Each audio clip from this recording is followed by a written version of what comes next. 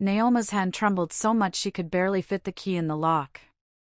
The taxi driver was waiting at the curb, the meter running, but she couldn't breathe right.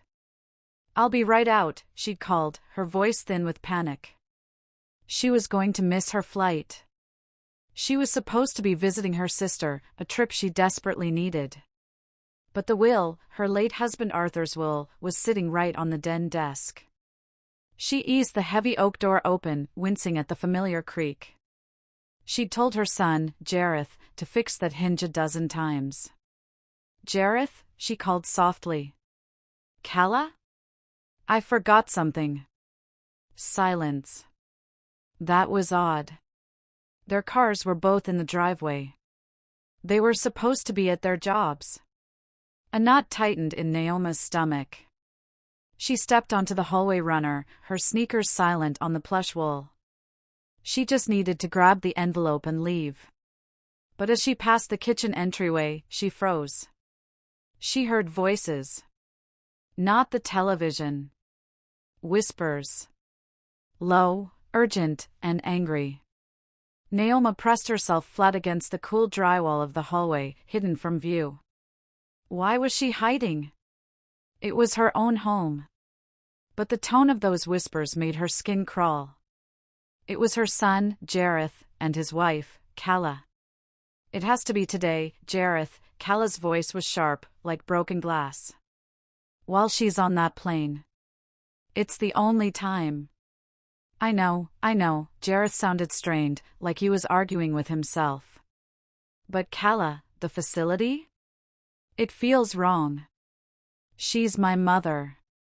"She's a burden," Calla hissed. "That forgetfulness is getting worse." Dr. Evans agreed. "The power of attorney papers are already signed." He said her mind is slipping. Naoma's blood ran cold. Dr. Evans? Her doctor? He'd said she was fine, just stressed. Slipping? "Once she's gone," Calla continued, her voice chillingly calm, "we file the papers. By the time she lands in Arizona, her accounts will be frozen. We take control. We sell this house. We finally get what we deserve." Naoma's knees felt weak. She leaned back against the wall for support, a strangled gasp trapped in her throat. Sell the house? Arthur had built this house. Her elbow bumped the small side table in the hall. A porcelain shepherdess figurine, a gift from her sister, teetered on its edge. It crashed to the hardwood floor, shattering into a dozen pieces. The whispering in the kitchen stopped instantly. Dead silence. Then, the sound of a chair scraping back. The silence in the hallway stretched for a lifetime. But for Naoma, her mind wasn't on the door. It was racing backward, to 6 months ago. The day she'd buried Arthur. Jareth had held her arm, his grip firm. "Don't worry about anything, Mom," he'd said. "I'll handle the finances. I'll take care of everything." Calla had stood beside him, rubbing her back, her eyes full of fake sympathy. Naoma had been so grateful. She was lost in a fog of grief. She didn't want to look at bank statements. She didn't want to pay bills. So she'd signed the papers Jareth put in front of her. "Just temporary, Mom," he'd assured her. "Just to help you get back on your feet." Then, little things started. Calla insisted on helping Naoma organize the house. But her help felt like an invasion. She'd go through Arthur's desk, asking questions about every little thing. "What's this? Is this valuable? Are you sure you need this?" Last month, Naoma had wanted to buy a new gardening shed. Calla had laughed, but it wasn't a kind laugh. "Oh, Naoma," she'd said, patting her hand. "Let's not worry about big purchases. We have to be careful with your money." Naoma had felt embarrassed, like a child being scolded. And Dr. Evans. Her checkup 2 weeks ago. Calla had insisted on coming. She'd answered questions for Naoma. Yes, doctor, her memory is just terrible lately. She forgot my birthday. She left the stove on. None of it was true. But Dr. Evans just nodded, scribbling in his chart, looking at Calla, not at Naoma. Naoma had felt invisible. She had brushed it off. Jareth was just stressed. Calla was just trying to be responsible. Dr. Evans was just busy. She had made excuses for every red flag. She had ignored the coldness in Calla's eyes and the weakness in her son's. Now, standing in the hallway, the fog of grief was gone, replaced by icy cold clarity. This wasn't a new plan. It was the end of a plan. They hadn't just started this, they had been building this prison around her for months. The sound of a footstep on the kitchen tile snapped her back to the present. The porcelain fragments glittered on the floor. "Who's there?" Calla's voice was no longer a whisper. It was sharp and cold as a knife. "Calla and Jareth are coming into the hall." Can Naoma pretend she heard nothing? Jareth rounded the corner first. His face was pale, his eyes wide with panic. "Mom? What are you doing here? I thought you left. You'll miss your flight." Calla appeared right behind him, wiping her hands on a dish towel. Her face was a mask of perfect, false concern. "Naoma! You're back! And you broke your shepherdess. Oh, you poor dear." She rushed forward, grabbing Naoma's arm. "You're shaking. You're all confused. Let's get you sitting down." I forgot the will," Naoma stammered, trying to pull her arm away. Calla's grip was like steel. "The will? Mom, we talked about this." "I'm handling all that," Jareth said, his voice pleading. He wouldn't meet her eyes. "No," Naoma said, finding a sliver of strength. "Arthur's will. I need it." Calla's smile tightened.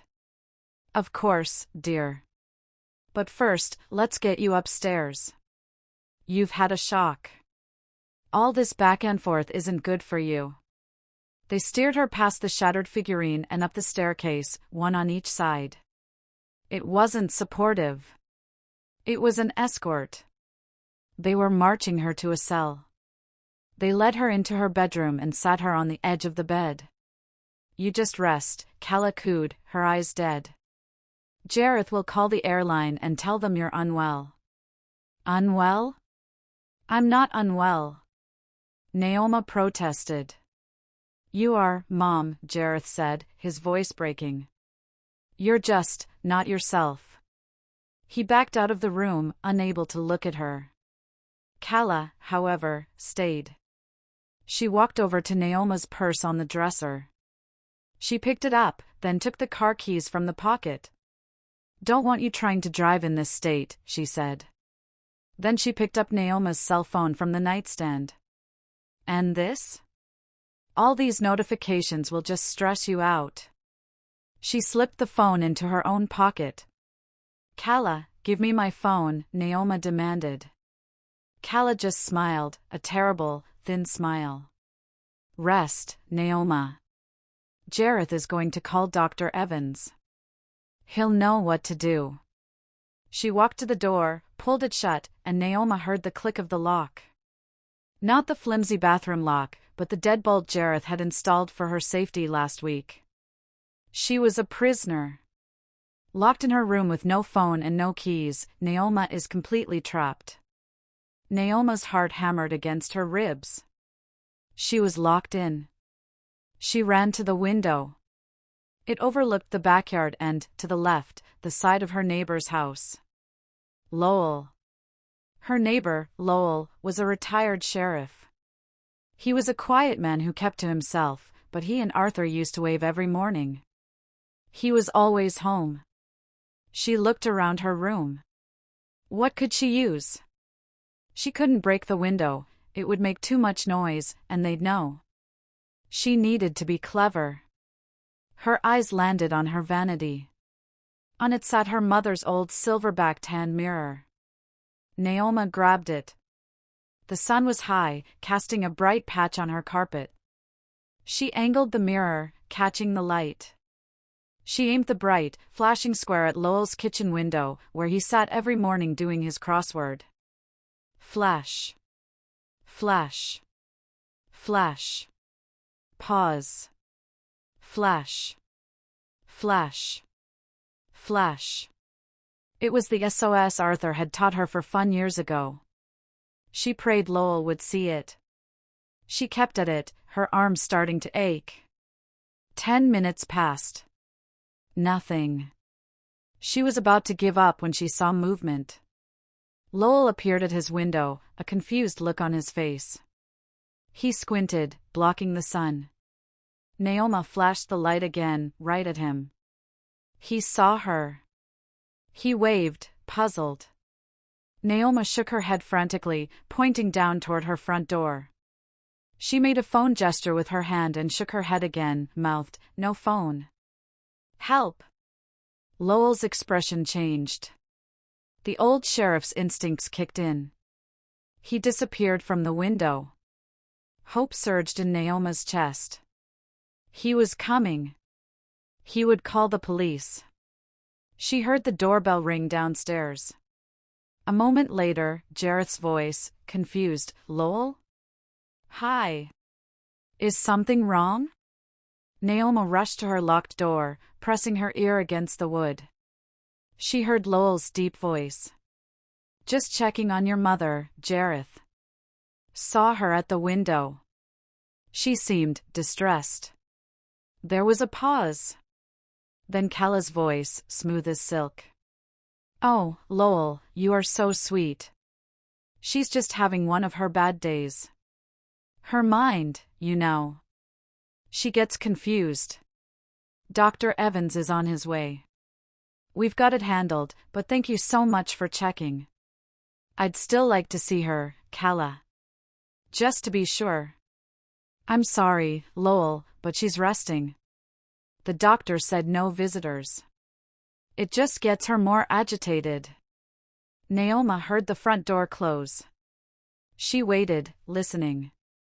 Footsteps came up the stairs and stopped outside her door. She heard the rattle of her own phone in Kalla's hand. A text message alert. Kalla was looking at her phone. Then Kalla's voice came through the door, seething with rage. "I saw that, you old fool.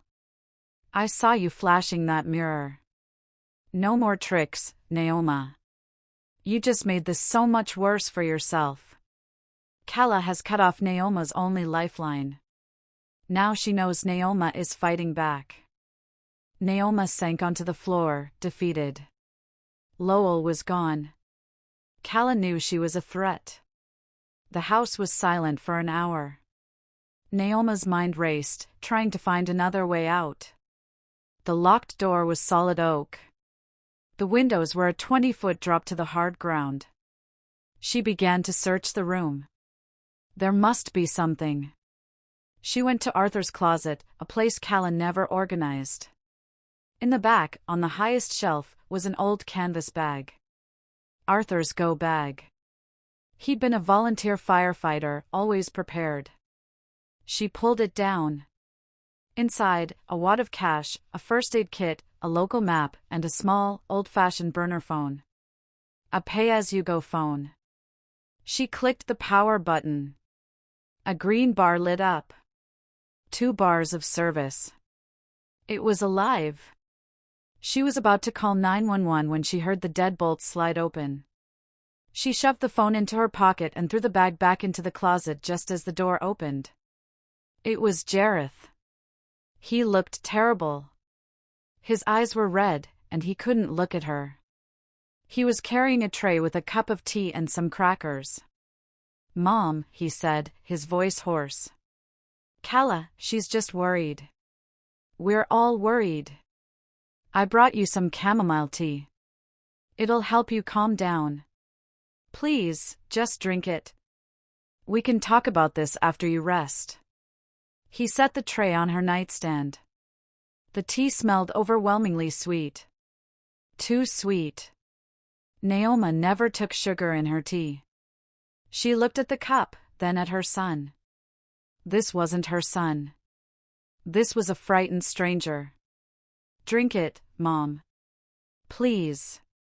His hand was shaking as he pushed the cup toward her. Naoma realized with dawning horror what this was. This wasn't tea to calm her down. This was tea to knock her out. They were drugging her.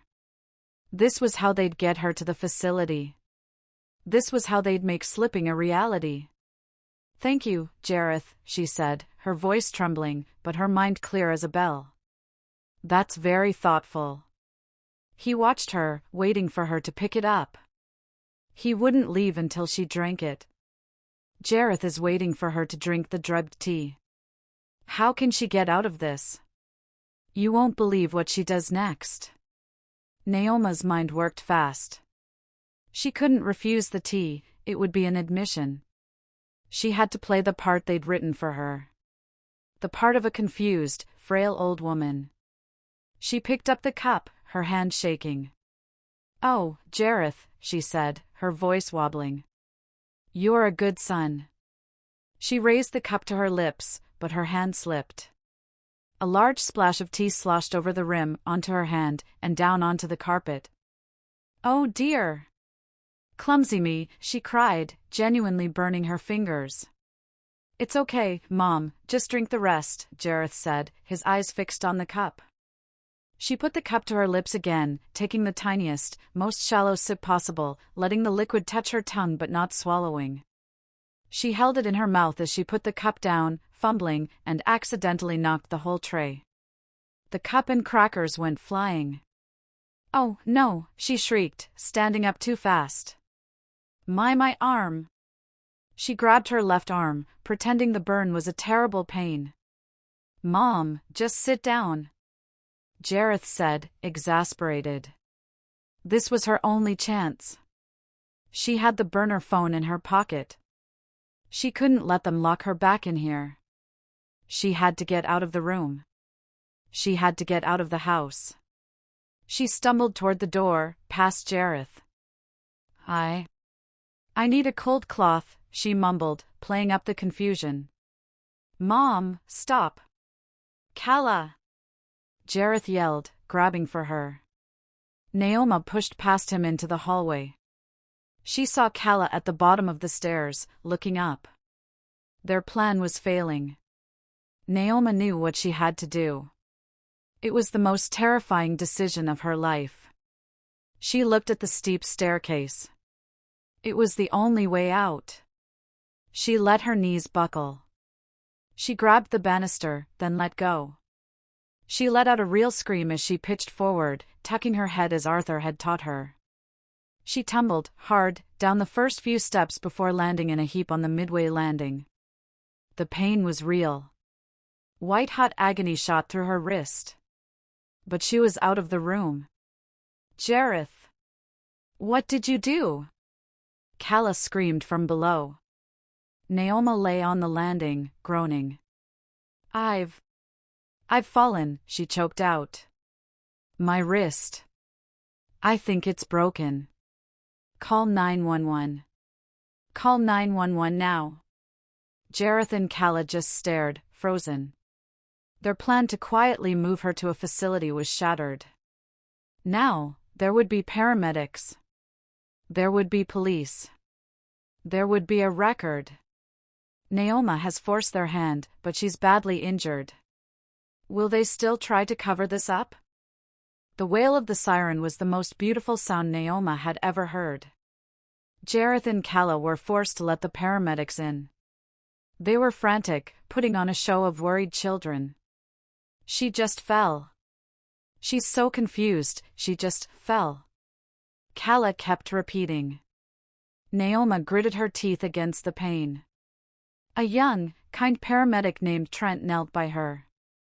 Ma'am, we're going to get you sorted. Can you tell me your name?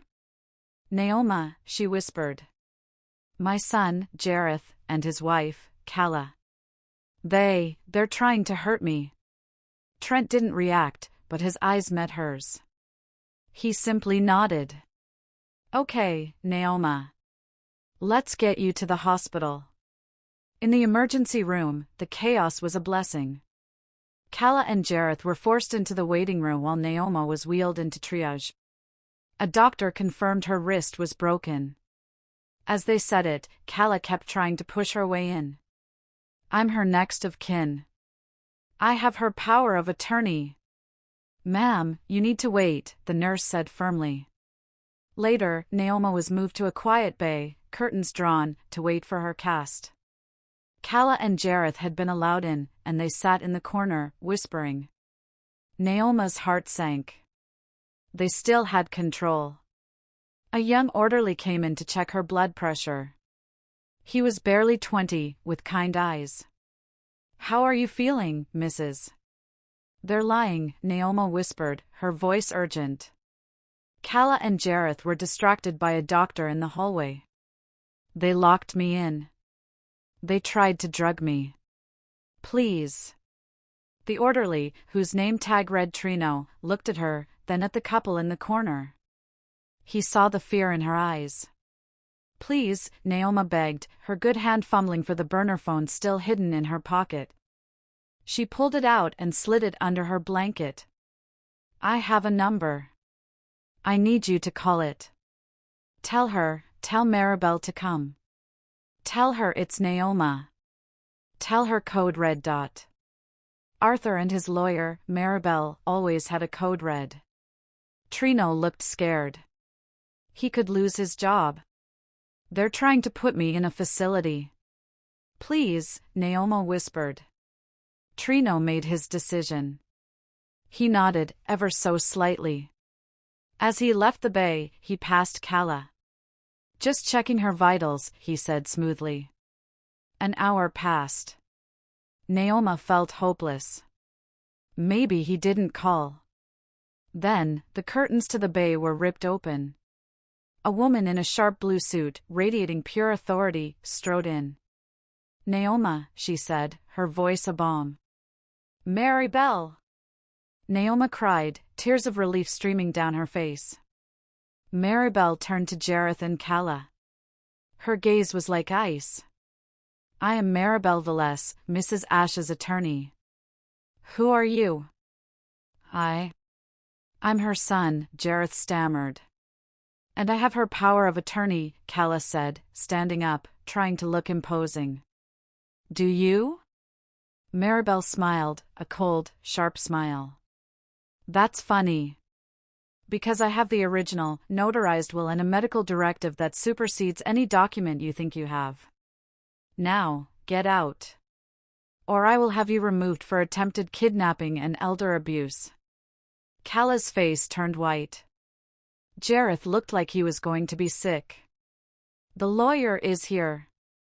But Calla and Jareth won't go down that easily. This is getting intense. You can't do this. Calla shrieked, but her voice was shaky. The power had shifted, and she knew it. I just did, Maribel said. She flagged down a hospital security guard.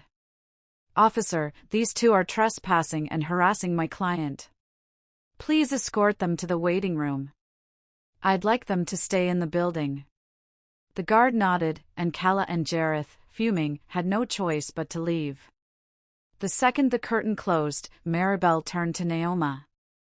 Okay, code red was a good call. Start from the top. Tell me everything. Naoma, wincing from her arm, told her. The airport, the will, the whispers. The locked door, the mirror, Lowell. The drugged tea. The fall. Maribel's face grew darker with every word. She was typing furiously into her phone. Okay. They're amateurs, but they're dangerous. Dr. Evans. Calla. Jareth. This is conspiracy. They drugged you, Naoma. That's attempted assault. The fall, that was smart. It got you out. What do we do? They have my phone, my keys, Naoma said. We're getting them back, Maribel said. She made 2 calls. The first was to Lowell, asking him to meet them at the house. The second was to the local police, requesting an officer for a civil standby while her client retrieved her belongings. 2 hours later, Naoma, arm in a bright purple cast, walked up to her own front door. Maribel was on one side, Lowell on the other. A police cruiser was parked at the curb. Jareth and Calla stood on the porch, their faces thunderous. "This is harassment!" Calla yelled. "This is a legal retrieval of property, ma'am," the officer said calmly. "Your mother-in-law is here to get her things. You will not interfere." They walked inside. The shattered shepherdess was still on the floor. While Maribel and the officer had Calla and Jareth hand over the purse, keys, and phone, Naoma walked into the den. She went to the bookshelf, to the old teddy bear Arthur had won at a carnival. "Naoma, what are you doing?" Maribel asked. Naoma didn't answer. She reached behind the bear and pulled out a tiny SD card. She looked at Calla, whose face had just lost its last drop of color. "Arthur never trusted that new computer," Naoma said, her voice quiet but strong. "He put a nanny cam in this bear. To watch the new puppy. We just forgot to turn it off." She held up the card. "It's been recording this room. For 3 years. On a loop. And Jareth, where did you and Calla have all your little talks? Where did you sign all those papers?"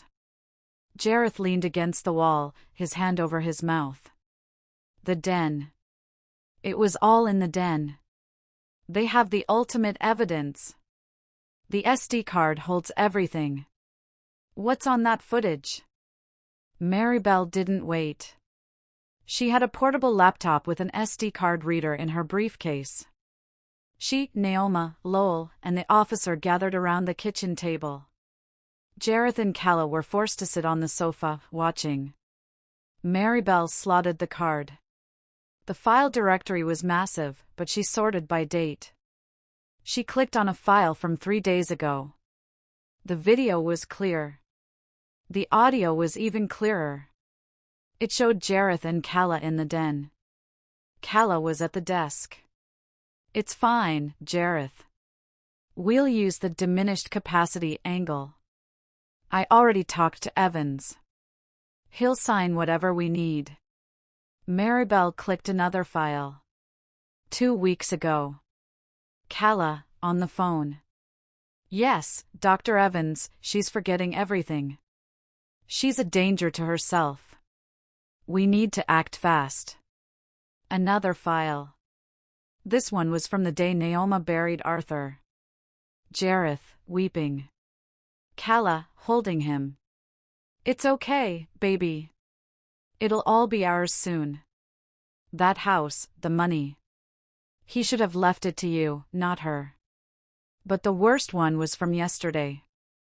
It showed Jareth pacing. "I can't do this, Calla." Calla's voice, cold. "Yes, you can.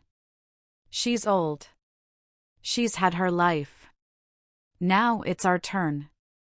The footage then showed her holding a small bottle of pills, crushing 2 of them into a fine powder, and putting the powder into a small plastic bag.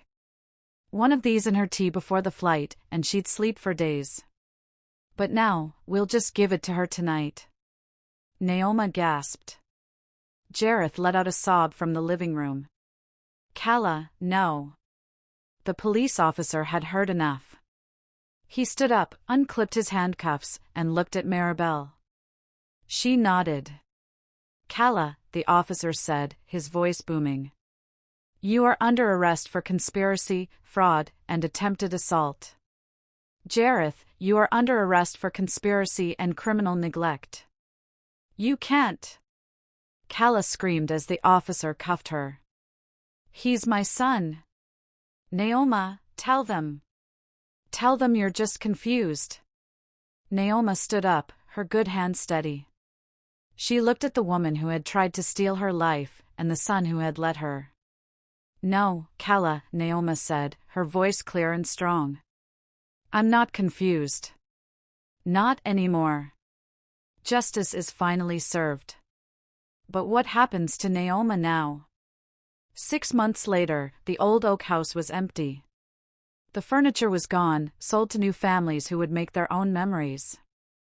Naoma stood in the hallway, the walls bare. The sound of the creaking hinge was gone, fixed by Lowell before the sale. The legal battle had been short and brutal. The video evidence was undeniable. Kala, facing a long list of charges, took a plea deal, 5 years in state prison. Dr. Evans lost his medical license and was facing his own trial. Jareth, in a desperate bid for mercy, testified against Kala. He admitted to everything. Naoma had not attended his sentencing, but Maribel had told her.